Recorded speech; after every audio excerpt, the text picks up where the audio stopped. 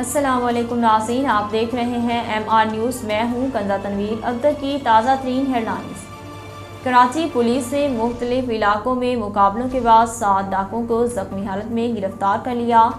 Police کے مطابق ڈالمیاں cement factory road پر police کے ساتھ مقابلے کے بعد 3 ڈاکوؤں کو زخمی حالت میں اسلحہ، 15 موبائل فون اور موٹر سائیکل سمیت گرفتار کر لیا گیا۔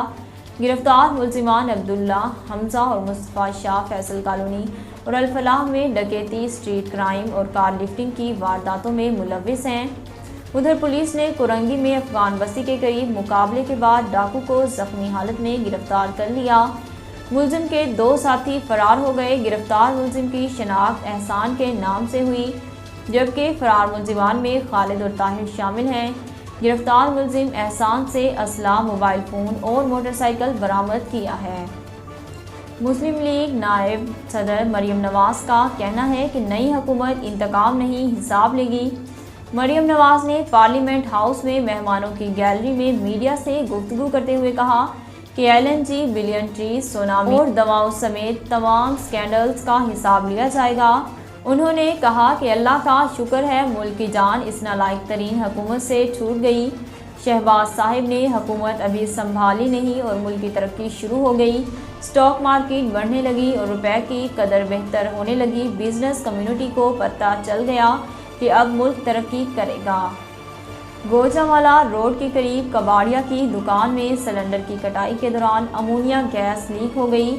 ریسکیو ذرائع کے مطابق گوجرانوالہ روڈ پر کباڑیا کی دکان میں سلنڈر کی کٹائی کے دوران امونیا گیس کا اخراج شروع ہوا، جس سے ملحقہ علاقوں میں درجنوں افراد بے ہوش ہو گئے۔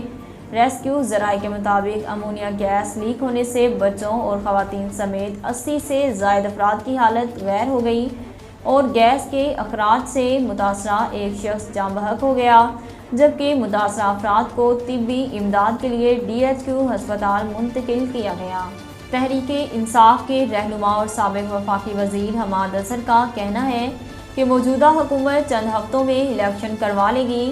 میڈیا سے گفتگو کے دوران حماد اظہر نے کہا کہ یہ نظام زیادہ دیر نہیں چلے گا اور موجودہ حکومت چند ہفتوں میں الیکشن کروا لے گی۔ PTI رہنما کا کہنا تھا کہ یہ لوگ عوام کے پاس گئے تو ان کی ضمانتیں ضبط ہو جائیں گی۔ دوسری جانب حکومت اتحادی گرینڈ ڈیموکریٹک لائسنس کی رہنما اور سابق وفاقی وزیر فہمید نے عمران خان کے اعلان پر استعفے دینے سے انکار کر دیا۔ ناظرین، اب تک کے لیے اتنا ہی۔ مزید خبروں اور اپڈیٹ کے لیے دیکھتے رہیے MR نیوز۔